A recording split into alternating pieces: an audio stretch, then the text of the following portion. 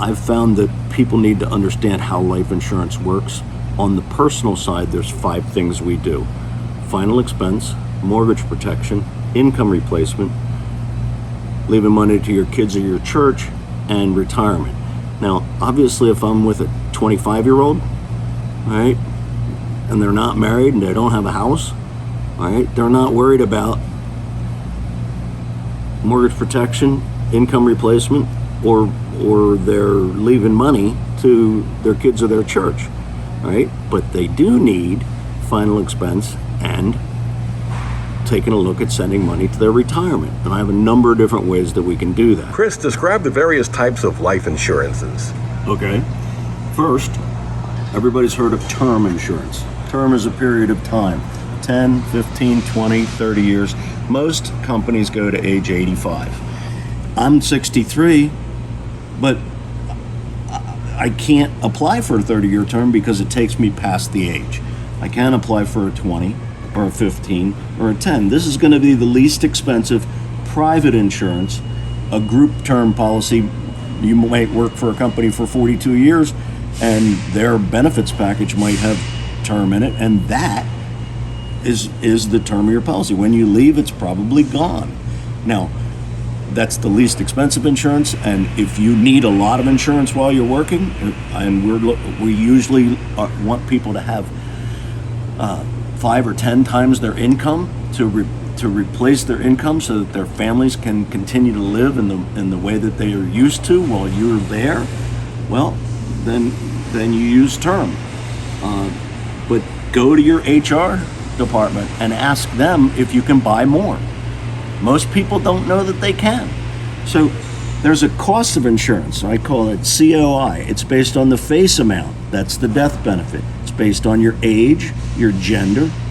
Women live longer than men, for the most part. It's based on your health and tobacco usage when it's being underwritten. There's a level premium and a level death benefit for term. When the term is over, I write flexibility into the policy, and I use the top carriers that have conversion privileges. That means that you can convert the term to a whole life policy, which is often known as permanent insurance. That goes to age 100. Cost of insurance is based on the same stuff. It has a level premium, but it can have an increasing death benefit, IDB, increasing death benefit, because of dividends paid. Dividends are paid by mutual companies to the policyholders. Stock companies will have dividend payments going out to their shareholders. Yes, you can be a shareholder and a policyholder as well, but in this case, these companies give more money back to their clients, and it's not in the market. There's cash value in a whole life policy growing between 3 and 4%, right?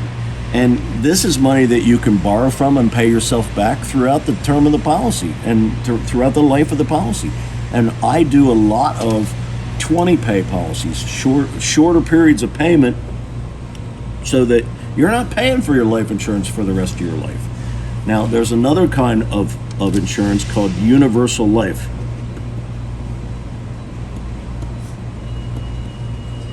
That's known as flexible premium adjustable life. And the way that works is it combines term and whole life. It is an annually renewable term plus the whole life policy. Now, it operates in a different way. Let's say that your premium is $100. All right. Your cost of insurance today at age 63 might be $40. Okay, might be. Probably age 43 for that. But that's today. Cash value grows in this policy in 2 ways. The difference in the premium and the cost of insurance. And by the way, the cost of insurance also includes all the expenses that the insurance company has to issue your policy. You know, the administrative expenses, etc. So for the first year, your cash value is going to add $60 a month. Well, plus interest over many years, that's going to accumulate a lot of money. It's just going to keep pouring money in here. So, but remember, this is an annually renewable term policy, and 1 year in the future, 10, 15 years down the line, your premium's going to match. And then after that, it keeps going up, and 1 year is going to be $300 a month. Well, when that happens, this cash value is not really the client's. It is there to pay for the future higher cost of insurance. So you'd be paying 100 in and 200's coming out of cash value. This better have like $45,000 in it by the time you're 70 years old, or this isn't going to last till God calls you home. Now, these policies were created for rich people to dump money in. Remember this flexible premium adjustable life? That means that you could overfund this and put $1,000 in or $10,000 in. And when they were first created, there were very little limits on that. And then at the end of the year, you could scoop out your interest tax-free. And I believe the law came out in 1998 that Uncle Sam said, no, we want to tax that money. So rich people aren't using this quite so much anymore. However, a lot of agents will use it, and I don't write this on people unless they're already in their 60s and are not likely to ever touch the cash value, because I don't want a policy to lapse because there's not enough money to pay the cost of insurance.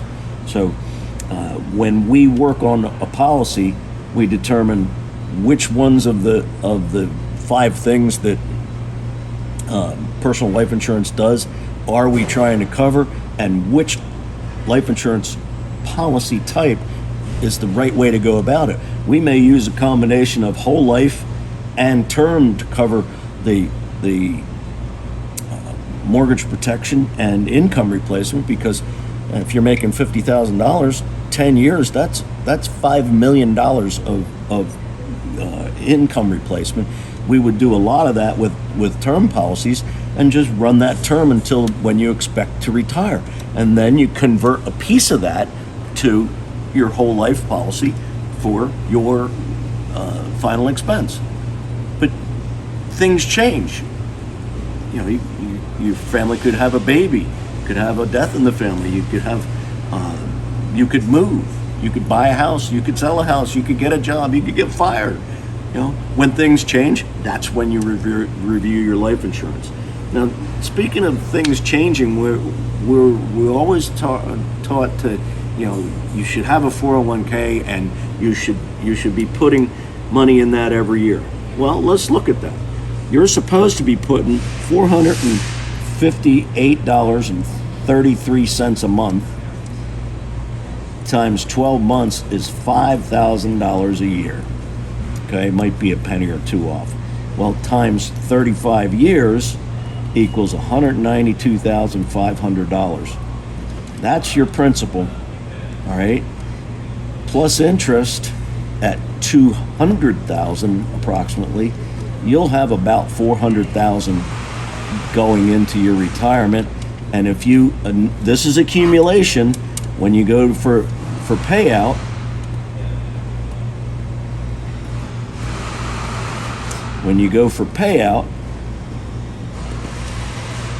this will pay about $2,000 a month plus for the rest of your life, and could pay also your spouse.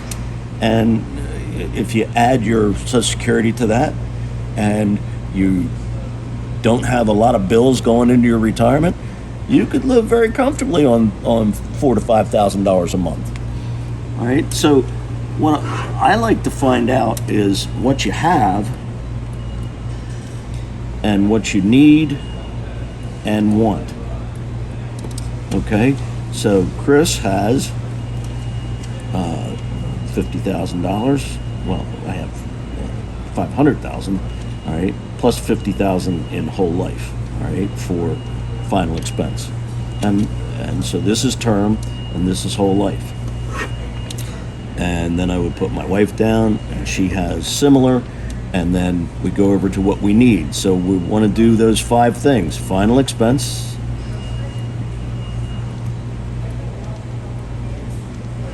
I already have that one. Mortgage protection,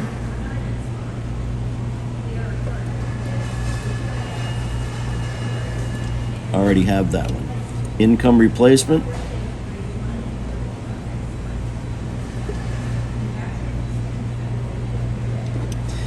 no, that's a box I need, okay? Leaving a legacy, we are doing that through a trust. That's a different story, and this is where you have to have an honest discussion with your agent and let them know. They're not asking you the questions, so that they can pile on policies or premiums. What they're trying to find out is, do I have to add this?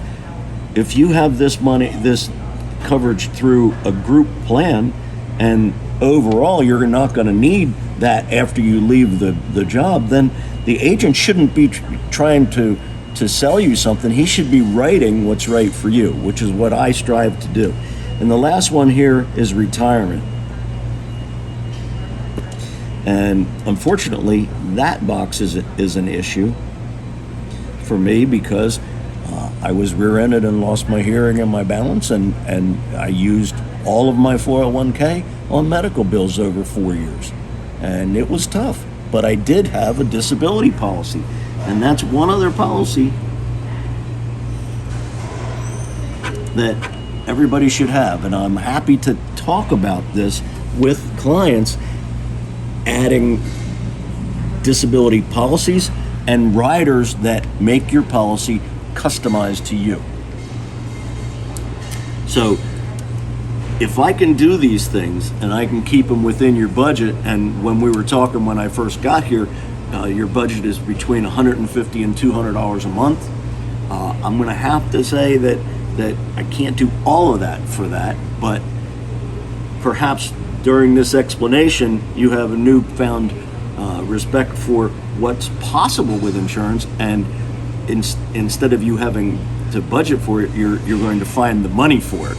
Because let's face it, if something happens to a farmer or something happens to a contractor and they're not working, there's no money coming in.